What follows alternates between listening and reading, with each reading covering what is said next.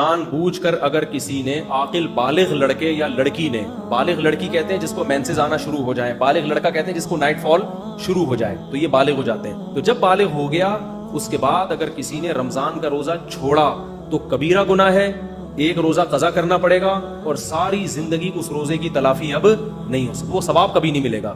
سال بھر بھی رکھ لے تو کتنا بڑا نقصان کیا نا، لیکن کفارہ نہیں ہے. لیکن اگر روزہ رکھ کے توڑ دیا رمضان کا روزہ تو کفارہ بھی لازم ہے اور الگ سے ایک روزے کی قضا بھی لازم ہے.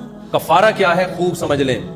جس نے رمضان کا روزہ جان کر توڑ دیا تو 60 روزے اس کو لگاتار رکھنے پڑیں گے.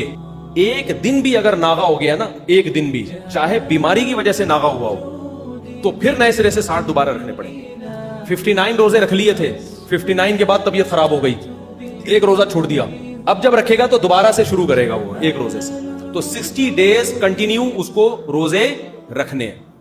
سمجھتے ہو، چاہے مرد ہو یا عورت. البتہ خاتون نے جب 60 روزے رکھے تو بیچ میں مینسز آ گئے تو وہ مینسز والے دن خارج ہو جائیں گے، اس میں روزے نہ رکھے. تو جیسے ہی مینسز ختم ہوتے ہیں فوراً رکھنا شروع کر دے، جتنے باقی رہ گئے تھے وہ کمپلیٹ کر لے. ایک بھی اگر اس نے اضافی ناغا کر لیا نا تو پھر اس کو بھی 60 دوبارہ رکھنے پڑیں گے. تو مینسز کے دن خارج ہوں گے، باقی اس کو بھی 60 روزے کنٹینیو رکھنے پڑیں گے.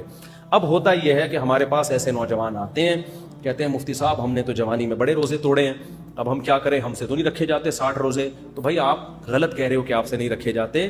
بوڑھے لوگ مستثنا ہے، بوڑھے لوگ، بوڑھا آدمی جو بہت زیادہ بوڑھا ہو گیا ہو، جس کو شیخ فانی کہا جاتا ہے، بہت ہی بڑھاپا، جو آج کل ویسے ہی نہیں ہوتے.